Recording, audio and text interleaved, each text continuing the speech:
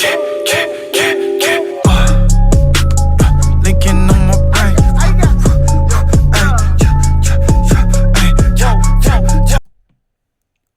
Yo guys, welcome to CP Gaming, episode 7 of my AEW PWS save.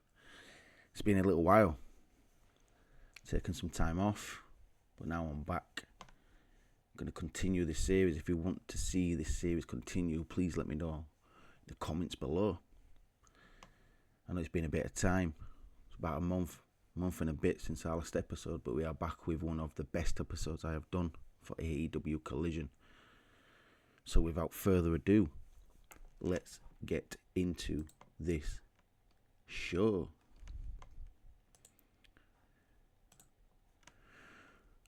So we kick off with Tony Khan in the middle of the ring.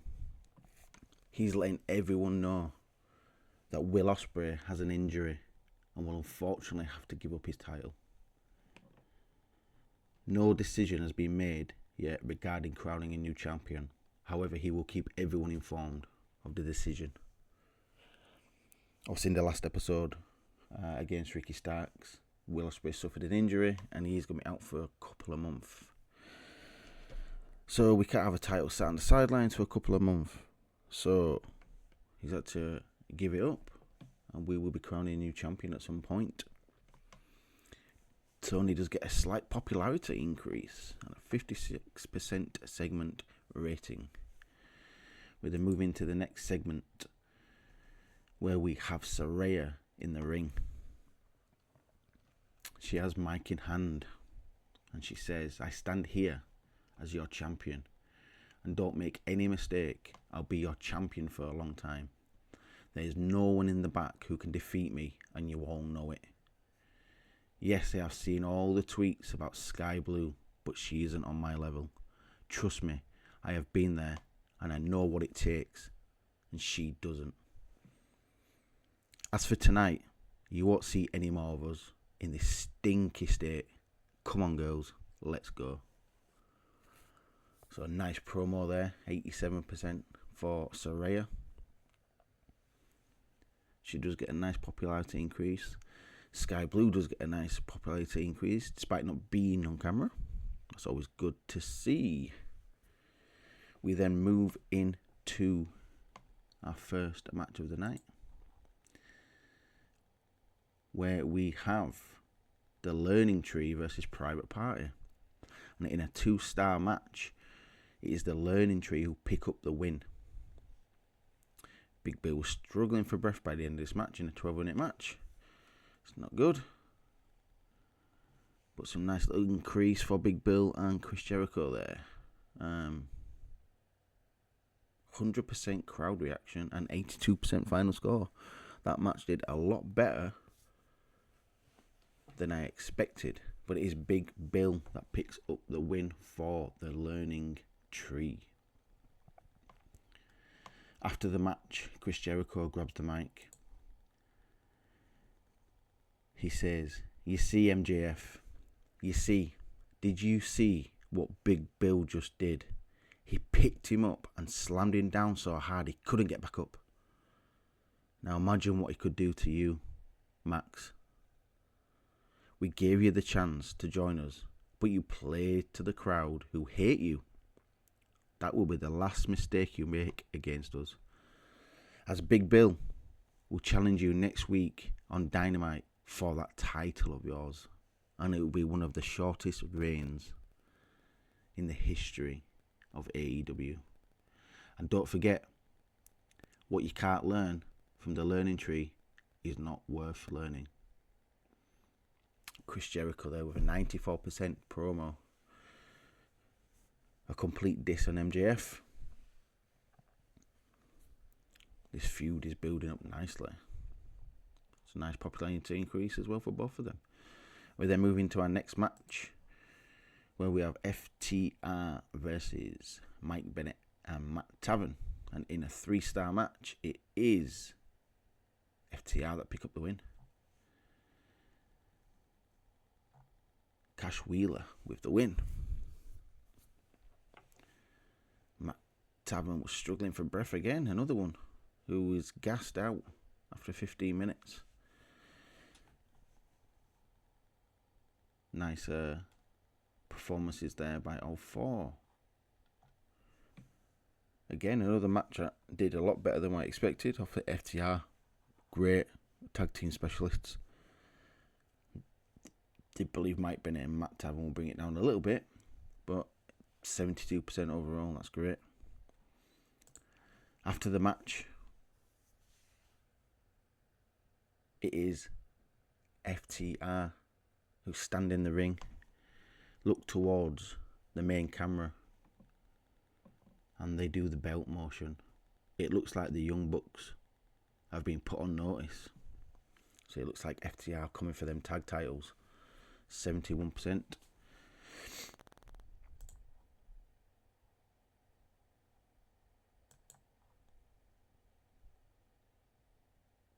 We then have a promo from Adam Page. He's still chasing Roosh. And in his promo, he's in the ring. Roosh, I know you avoided coming here tonight because you knew I was here. But let me tell you something. You can't keep hiding. You cost me my championship. And that's something I cannot let go. I will get my revenge on you at some point. Maybe not today, maybe not tomorrow, but I promise you, it is coming. I'll also make you one more promise. It will be nice and slow with a lot of pain. Let me tell you something, Roosh. It won't be rushed. Nice promo there from Adam Page, 79%, and both guys get nice popularity increase. We then move into a match, a hard-hitting match. Got Brian Cage versus Dustin Rhodes. And in a 3-star match, it's Cage that picks up the win. Another one that was out of breath after 11 minutes. Obviously, these big guys can only go for a short amount of time. Dustin Rhodes does lose popularity, but Brian Cage, picks it up some popularity in America, Europe, and Asia. 78% crowd reaction, 73% final score. Obviously, Dustin Rhodes seems to be the guy that puts people over these days. He's still great at what he does.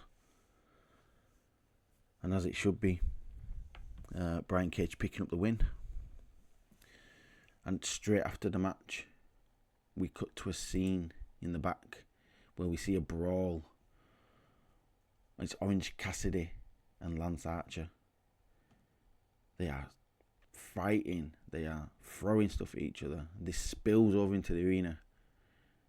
And the commentators say we're hearing this on the headset that this match has been sanctioned and it's a no DQ match. So coming up next, it's Cassidy versus Archer in a no DQ, 76% final score. In that match,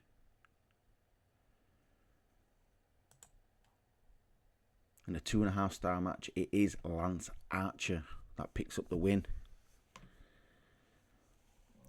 after Jake Roberts interferes in this match.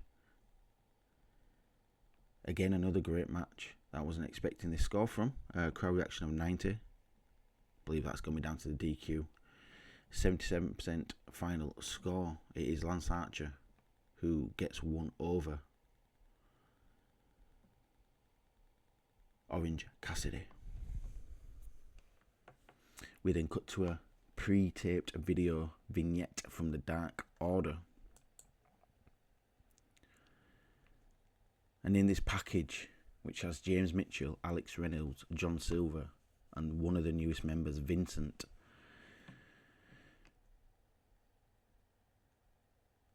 This is a video. Dynamite is just a few days away, and we will see the newest member of the Dark Order. There's been rumours going around of who it is.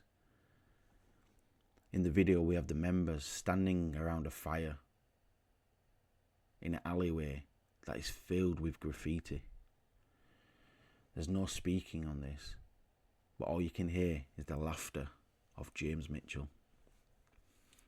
Dark Order starting to turn a little bit more darker. Who's coming?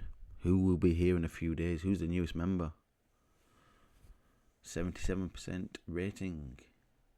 We then move into the main event where we have the BCC versus Malachi Black and Brody King. And in a 3.5 star match, the match ends in a draw. And it says here, the finish really hurt the crowd and really killed the crowd and hurt the match. But we're telling a story here. And in this story, we have a back and forth match between the BCC and Black and King. But then out from the crowd, John Moxley comes in and chaos assumes. He's chasing down Claudio. He's chasing down Wheeler. The referee just has to throw it out. This match ends in a draw. 73% crowd reaction. 70% final score. But we're not there. We're not finished. John Moxley grabs the mic as Claudio and Wheeler scuttle off to the back.